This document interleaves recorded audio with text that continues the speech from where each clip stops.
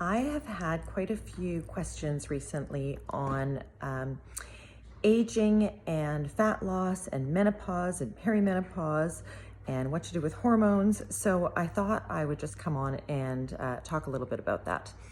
So when you're in your 40s and 50s, it is really, really important to get your healthy habits on track.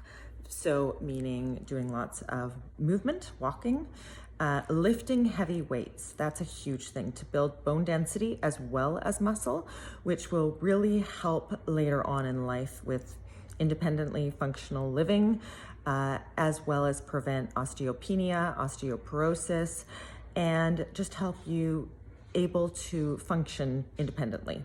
So those are all really good things, but they also increase your metabolism, having more muscle mass on you, which, as we know in our 40s and 50s and 60s, we feel like we're getting that middle-age spread, I guess, gaining weight either in our waist area, in our hips, thighs, and the more muscle you have on you at all times is going to burn more calories. So I really recommend people really switch or at least increase their strength training during this time if you haven't already done so in your 30s and in your 20s, as well as increase your protein intake, at least 100 grams a day for women, at least, but I would say more for the majority of women unless you're very, very small. So those things are key, the walking and resistance training and protein. But also after you've got that and your sleep under control, you need good sleep hygiene. So no screen time before bed, like a half an hour or an hour before bed. Keeping a cool, dark room, that's really important. And also having a journal by your bed. So if you've got a to-do list, you can write it down before you go to bed so you're not thinking about it and it doesn't wake you up in the middle of the night. That helps.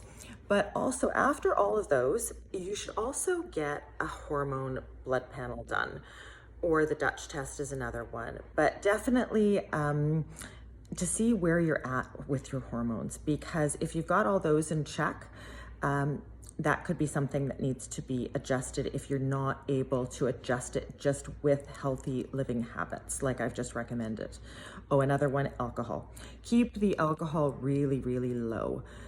If not nothing, because that can have a huge effect on your sleep as well as your hormones. So I would suggest all of those things, healthy living and hormone panel, and see where you're at. And you can discuss things with your functional doctor or naturopath with the hormones, unless you already go to a women's clinic. That's a good thing too, because a lot of GPs will just give you where your hormones are, if they're at a safe level as opposed to optimal. And we want to get your hormones to an optimal level. So there's some tips for you. If you have any comments, I would love to hear them, and what your experience has been. That would be great. Have a great day.